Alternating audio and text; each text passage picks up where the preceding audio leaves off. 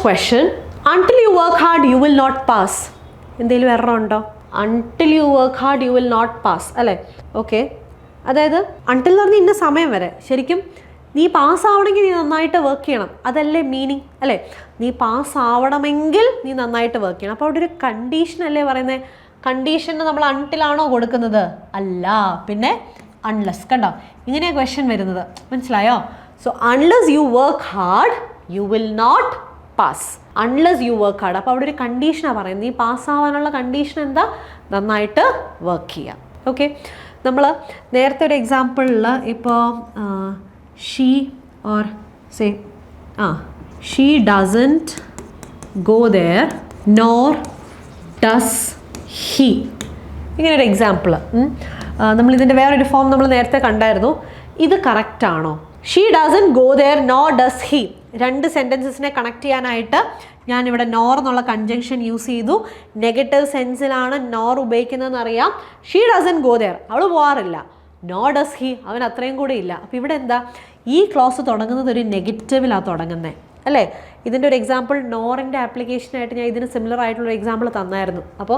അപ്പോൾ നമ്മൾ ഈ ഇൻവേർഷൻ റൂൾ പഠിച്ചിട്ടില്ലല്ലോ, അപ്പോൾ ഇപ്പോഴാണല്ലോ പഠിക്കുന്നത്. അപ്പോൾ ഞാൻ അതിൻ്റെ ഒരു എക്സ്പ്ലനേഷനോടെ തരാം. അപ്പോൾ ഇവിടെ ഈ രണ്ടാമത്തെ ക്ലോസ് കണക്ട് ചെയ്യുന്നത് എങ്ങനെയാണ്? നോറ് വെച്ചാൽ. ഇത് നെഗറ്റീവ് അല്ലേ? അപ്പോൾ നെഗറ്റീവിൽ ഒരു ക്ലോസ് സ്റ്റാർട്ട് ചെയ്യുമ്പോൾ നമ്മുടെ ഇൻവേർഷൻ റൂൾ അപ്ലൈ ചെയ്യണ്ടേ? അതാണ് ഇവിടെ ഹെൽപ്പിംഗ് വേർബ് കഴിഞ്ഞ് സബ്ജക്റ്റ് വന്നത്. നോർ ഹീ ഡസ് എന്നല്ലല്ലോ, നോർ ഡസ് ഹീ. അപ്പോൾ അത് ഓർത്തോണം. നെഗറ്റീവ് സെൻറ്റൻസ് വരുമ്പം അതിപ്പോൾ ആദ്യത്തെ ക്ലോസ് ആയിക്കോട്ടെ രണ്ടാമത്തെ ക്ലോസ് ആയിക്കോട്ടെ, കാരണം ഈ ക്ലോസ് അങ്ങോട്ടും ഇങ്ങോട്ടും മാറിയാലൊന്നും കുഴപ്പമില്ല, നമുക്ക് കൺജങ്ഷൻ വെച്ച് കണക്ട് ചെയ്യണമെന്ന് മാത്രമേ ഉള്ളൂ. അപ്പം അങ്ങോട്ടോ ഇങ്ങോട്ടോ ക്ലോസ് മാറിയാലും പ്രശ്നമൊന്നുമില്ല. പക്ഷേ നെഗറ്റീവ് ആണെങ്കിൽ ഈ ഇൻവേർഷൻ റൂള് അപ്ലൈ ചെയ്യണം കേട്ടോ. യെസ്, എന്നാൽ അടുത്ത ക്വസ്റ്റ്യനിലോട്ട് പോവാം. നിങ്ങളിത് പോസ് ചെയ്ത് എന്താണ് ഇതിൻ്റെ ആൻസർ എന്നൊന്ന് കണ്ടുപിടിക്കുക. ഓക്കെ, എന്നിട്ട് എക്സ്പ്ലനേഷനായിട്ട് കേൾക്കുക. Not only Aman cheated his friends but also his parents. Not ഓൺലിയുടെ പാർട്ട്ണർ ആരാ? But also. അത് കറക്റ്റ് ആണല്ലോ. ഇനിയോ നോട്ട് ഓൺലിയുടെ കൂടെ ആരാ തന്നിരിക്കുന്നത്? അമൻ. അതെന്തുവാ? നൗണാ. ബട്ട് ഓൾസോയുടെ കൂടെയോ? ഹിസ്. അതെന്തുവാ? പ്രോനൗൺ ആണേ. ഹിസ്, അവൻ്റെ എന്ന മീനിങ്ങാ. ഓക്കെ, ശരിയാണോ? Correlators same part of speech follow ചെയ്യണം. അപ്പോൾ നോട്ട് ഓൺലിയുടെ കൂടെ ആരാ? നൗൺ. ബട്ട് ഓൾസോയുടെ കൂടെ ഹിസ്, പ്രോനൗൺ പറ്റില്ല. സെയിം പാർട്ട് ഓഫ് സ്പീച്ച് കൊടുക്കണം. ഒരാളുടെ കൂടെ നൗണും ഒരാളുടെ കൂടെ പ്രോനൗണും പറ്റില്ല. ഒരേപോലത്തെ രണ്ട് സാധനങ്ങൾ ക്വസ്റ്റ്യനിൽ തന്നിട്ടുണ്ട്. അപ്പോൾ ഹിസ് പേരൻസ് പോലെ തന്നെ അവിടെ ഹിസ് ഫ്രണ്ട്സ് എന്നും കൊടുത്തിട്ടുണ്ട്. അപ്പോൾ ആ ഹിസ്സിന് മുന്നേ വരണം നോട്ട് ഓൺലി. കണ്ടോ? And the answer is Aman cheated not only his friends but also his parents. ഇപ്പം നോട്ട് ഓൺലിയുടെ കൂടെയും ഹിസ്, ബട്ട് ഓൾസോയുടെ കൂടെ ഹിസ്. സെൻറ്റൻസ് ബാലൻസ് ആയില്ലേ? അത്രയേ ഉള്ളൂ. അപ്പോൾ ഇതാ ഞാൻ പറഞ്ഞത്, നമുക്ക് കോറിലേറ്റീവ് കൺജങ്ഷൻസ് ആണ് വരുന്നതെങ്കിൽ അത് സെൻറ്റൻസ് ബാലൻസ് ചെയ്ത് അങ്ങ് പോകണം.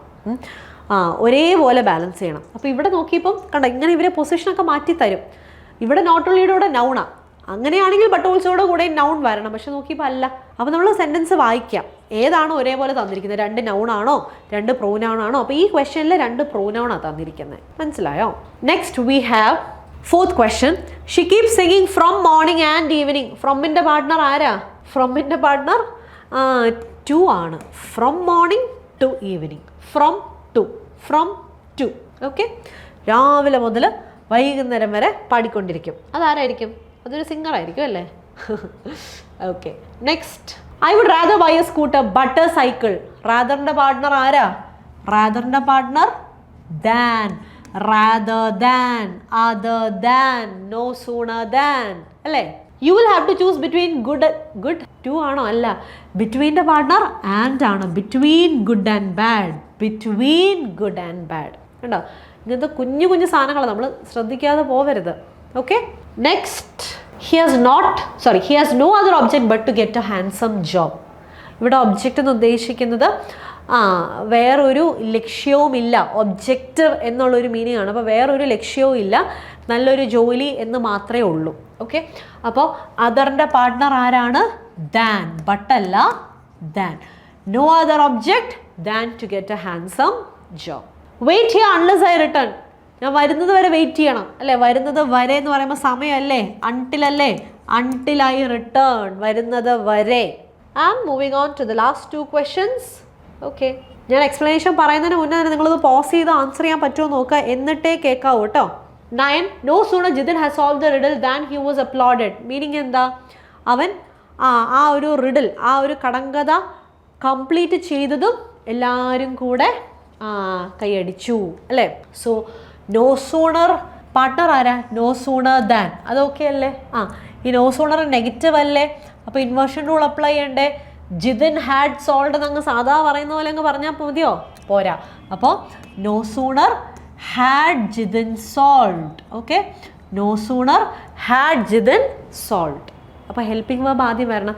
ഇപ്പം നോ സൂണർ ഇല്ലായിരുന്നെങ്കിൽ Jithin had solve the riddle എന്നൊക്കെ പറഞ്ഞ് നമുക്ക് കൊടുക്കാമായിരുന്നു. പക്ഷേ ആ നോ സൂണർ വന്നതുകൊണ്ടാണ് ആദ്യം നമ്മൾ ഈ ഹെൽപ്പിംഗ് വേർബ് കൊടുത്തത്. No sooner had Jithin solve the riddle than he was applauded. അതായത് ആ കടങ്കഥ കംപ്ലീറ്റ് ചെയ്ത് തീർന്നില്ല, അപ്പോഴത്തേക്ക് എല്ലാവരും കൂടെ കൈയടിച്ചു. And the last question, although these books are costly, still the students buy them because these are useful. Okay, ഈ ബുക്സ് കോസ്റ്റ്ലി ആയിരുന്നിട്ടും കുട്ടികൾ അത് മേടിക്കുന്നു. ഓൾദോയുടെ പാർട്ട്ണർ ആരാ, സ്റ്റില്ലാണോ, അല്ല. ഒന്നെങ്കിൽ നിങ്ങൾക്ക് യെറ്റെന്ന് കൊടുക്കാം, അല്ലേ ഒന്നും വേണ്ട ഒരു കോമ ഇട്ടാലും ഓക്കെയാണ്. അപ്പം ഇത്രയും കോസ്റ്റ്ലി ആയിരുന്നിട്ടും കുട്ടികളത് മേടിക്കുന്നു. Why? Because these are useful. അപ്പോൾ ഓൾദോയുടെ പാർട്ട്ണർ അല്ലെങ്കിൽ ദോയുടെ പാർട്ട്ണർ യെറ്റോ അല്ലെങ്കിൽ ചുമ്മാ കോമയോ ഇടാം. ഓക്കെ, അപ്പോൾ ഇത്രയുമാണ് നമ്മുടെ കൺജങ്ഷൻസിനെ ബേസ് ചെയ്തിട്ടുള്ള ക്വസ്റ്റ്യൻസും കാര്യങ്ങളും. അപ്പോൾ കൺജങ്ഷൻസ് മെയിനായിട്ട് ആ 3 ടൈപ്പ്, അതിൽ കോർഡിനേറ്റും കോറിലേറ്റീവിൻ്റെയും ഫങ്ഷൻസ് അറിഞ്ഞിരിക്കുക, പിന്നെ 4 റൂൾസ് പഠിച്ചു, ഇത്രയും ഒന്ന് അറിഞ്ഞിരിക്കുക. അപ്പോൾ വലിയ ടഫായിട്ടുള്ളതൊന്നും അല്ല, ഡയറക്റ്റ് ആയിട്ടുള്ള, ഇതിനകത്ത് വലിയ ട്വിസ്റ്റഡ് ആയിട്ടൊന്നും വരാനൊന്നുമില്ല. പ്രോപ്പറായിട്ട് കൺജങ്ഷൻസും പാർട്ട്നേഴ്സൊക്കെ ഒന്ന് കൊടുത്താൽ മതി. Okay, so yes, that's all for today. അപ്പോൾ നമുക്ക് വീണ്ടും മറ്റൊരു സെഷനിൽ കാണാം. So thank you so much. Take care. Bye bye.